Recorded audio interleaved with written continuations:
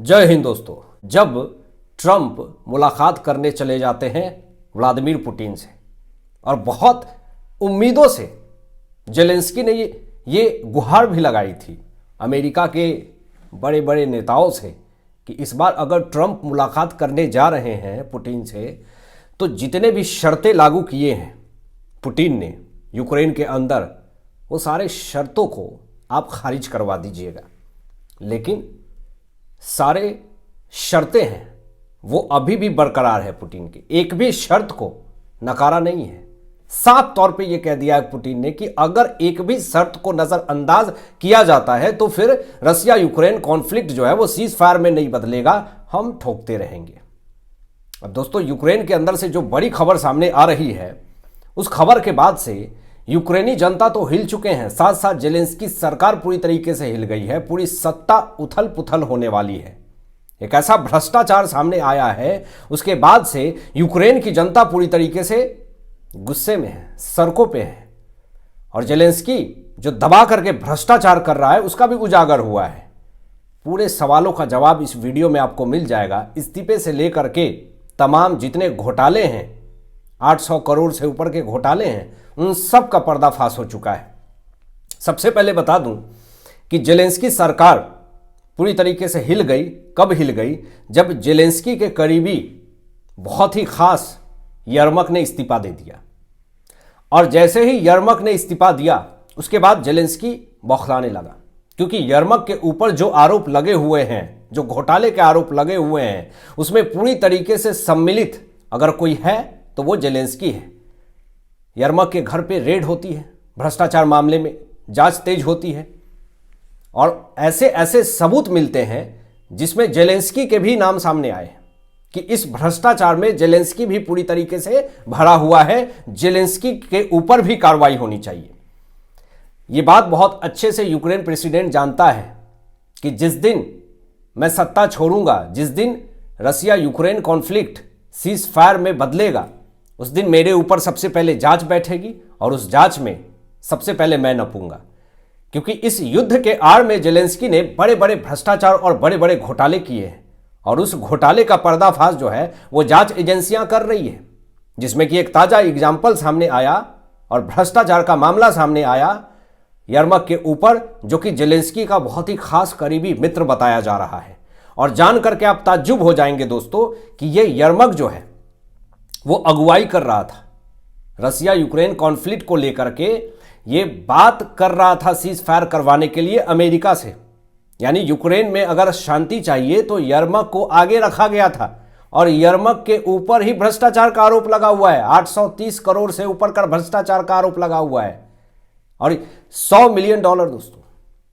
और इसको अगुवाई में आगे सबसे पहले जेलेंस्की ने रखा कि यरमक ही शांति वार्ता पे बात करेंगे पुतिन से, अमेरिका से, और उसी के ऊपर सबसे बड़ा भ्रष्टाचार का आरोप लगा हुआ है।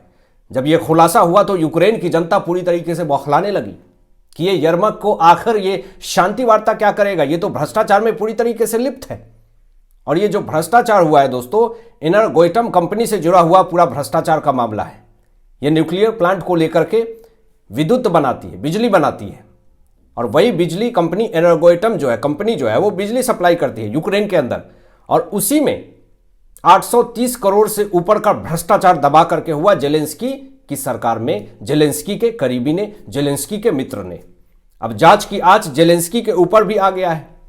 यरमक जो है अमेरिका वार्ता में अहम था, इसको ट्रंप से बात करनी थी और ये यूक्रेन की सारी समस्याएं या फिर रसिया से जो भी कॉन्फ्लिक्ट हो रहे हैं उसको लेकर के यरमक को आगे रखा गया था। लेकिन ताज्जुब इस बात की है, लोग चौंक चुके हैं कि आखिर ऐसे भ्रष्टाचारी नेताओं को जेलेंस्की कैसे आगे रख सकते हैं। यानी ऐसी ऐसी लॉबी और भी हैं जिसका खुलासा हो रहा है। जांच में कई मंत्री फंसे हैं दोस्तों, कई मंत्रियों का नाम सामने आया है। और मैं आपको बता दूं कि इससे बड़ा झटका जेलेंस्की को मिला और जेलेंस्की की टीम में दरार पैदा हो चुका है। लोग इधर उधर जा रहे हैं, छोड़ करके पार्टी जेलेंस्की को छोड़ करके जा रहे हैं। राष्ट्रपति कार्यालय तक भी आरोप पहुंच चुके हैं। सरकार में बड़ा बदलाव संभव है। अंतर्राष्ट्रीय दबाव से हालत और ज्यादा गंभीर है। इंटरनेशनल लेवल पे मीडिया हो, भारत हो, अमेरिका हो, रसिया हो, तमाम यूरोपीय देश जो है वो दबाव बना रही है कि आखिर किस बेसिस पे तुम सीज फायर की बात करते हो। सत्ता में, सरकार में दबा करके भ्रष्टाचार हो रहा और आप जो हैं वो सीज फायर की बात कर रहे हैं। भ्रष्टाचार से यूक्रेन की छवि पूरी तरीके से प्रभावित हुई है। इतनी ज्यादा प्रभावित हुई है जिससे कि फंडिंग मिलने में दिक्कत हो रही है जेलेंस्की को, यूक्रेन को। और कुछ विशेषज्ञ का तो यह भी दावा है कि 2026 जो है वो यूक्रेन के अंदर फाइनेंशियली क्राइसिस बहुत ज्यादा हो जाएगा। और जब फाइनेंशियली क्राइसिस बढ़ेंगे तो ये कहां से हथियार लाएगा, कहां से रसिया के अंदर ये अटैक करेगा।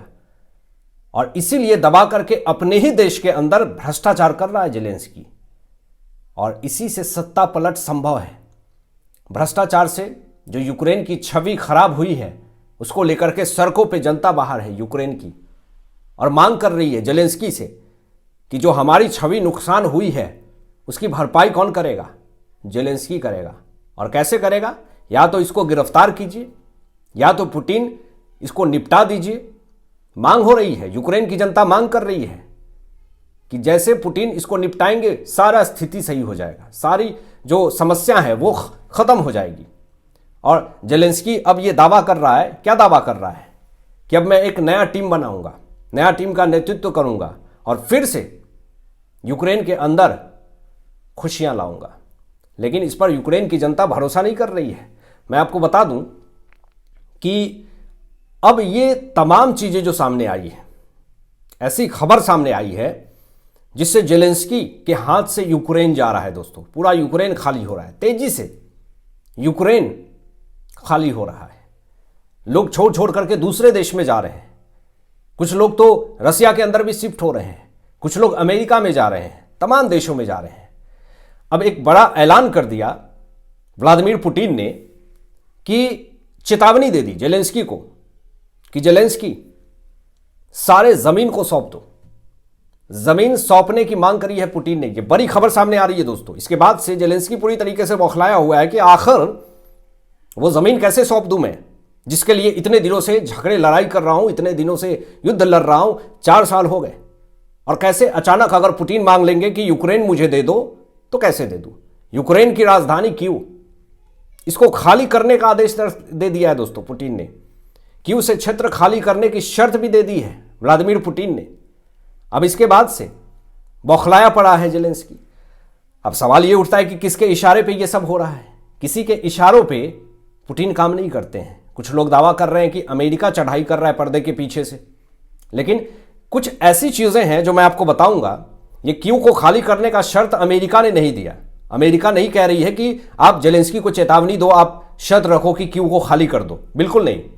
अमेरिका कहां दबाव बना रहा है, किसके इशारे पे क्या काम हो रहा है, मैं वो आपको आगे बताऊंगा। लेकिन यहां पे पुतिन ने साफ तौर पे ये बात कही है कि कीव से जैसे ही तुम क्षेत्र खाली करोगे रूस तभी युद्ध रोकेगा। ये बहुत बड़ी शर्त पुतिन ने रख दी है। और यूक्रेन की राजधानी कीव है। जेलेंस्की इतनी आसानी से तो कीव को खाली करने वाला नहीं है। और आए दिन मिसाइलें, हाइपरसोनिक मिसाइलें, ड्रोन से अटैक तो कर ही रहे हैं पुतिन कीव के अंदर। और इसके बाद से बहुत सारी कोशिशें जेलेंस्की कर रहा है। कभी लंबी रेंज वाली मिसाइलें मांग रहा है, कभी ड्रोन मांग रहा है, कभी ऐसे ऐसे हथियार इकट्ठे कर रहा है जिससे कि रसिया के अंदर अचानक अटैक कर सके। अब इससे समस्याएं किसकी बढ़ रही है? जो सिविलियंस हैं यूक्रेन के अंदर, उनकी समस्याएं बढ़ रही है। ये तो चला जाता है दूसरे देशों में छुपने। आपको बता दें कि पूर्वी यूक्रेन में लड़ाई जारी है। यूक्रेनी सेना संख्या में कमजोर हो रही है। जितने ताबड़तोड़ अटैक किए जा रहे हैं पुतिन की तरफ से, यूक्रेन की जितनी भी सेना है वो मैदान छोड़ छोड़ करके भाग रही है। हथियारों में रूस भारी पड़ रहा है। अमेरिका ने शांति योजना बनाई है दोस्तों। लोगों को ऐसा लग रहा है कि अमेरिका कुछ करेगा। जेलेंस्की को खास तौर पे ये लगता है कि अमेरिका कुछ जो करेगा, सीज फायर होगा। पुतिन ने शर्त जो रखी है वो शर्त जब तक नहीं मानता है जेलेंस्की, सीज फायर तो भूल जाइए। अब यहां पे अमेरिका ने जो शांति योजना बनाई है उसमें सेना घटाने का प्रस्ताव रखा है। जेलेंस्की को कहा है कि तुम सेना को पहले घटाओ और यह भी कहा है जेलेंस्की को, यूक्रेन को, कि लंबी दूरी हथियार तुम छोड़ दो, खरीदो मत और रशिया के अंदर अटैक मत करो, लॉन्ग रेंज वाली मिसाइल मत छोड़ो।